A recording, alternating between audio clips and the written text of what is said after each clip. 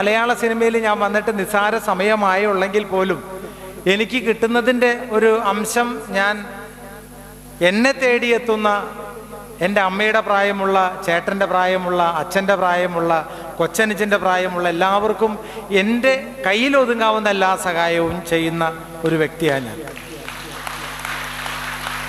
അതിന് ഒരു ചെറിയൊരു സാമ്പിളാണ് എൻ്റെ അച്ഛൻ എന്നെ പഠിപ്പിച്ചത്.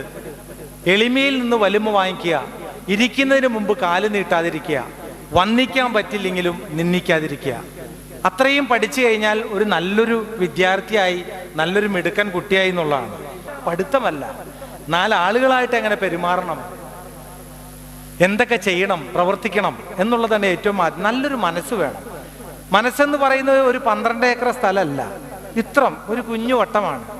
നമ്മൾക്ക് ഏറ്റവും ആദ്യം ചൂട് വരുമ്പോൾ നമ്മൾ ഏറ്റവും ആദ്യം മൂതുന്നതും ഈ സൈഡിലായിരിക്കും. ഇവിടെയാണ് അതിരിക്കുന്നത്. എൻ്റെ അച്ഛൻ വളരെ ഒരു സാധാരണക്കാരനായിട്ടുള്ള ഒരു പാവം ഒരു കർഷകനാണ്. ആ കർഷകൻ്റെ മനസ്സിൽ എന്തൊക്കെ തോന്നിയിട്ടുണ്ടോ അതൊക്കെ ഞാൻ കൃത്യമായിട്ടും ആ അച്ഛൻ്റെ ഒരു പൊന്നോമന പുത്രനായിട്ട് നടത്തിക്കൊണ്ടിരിക്കുന്നുള്ളതാണ്.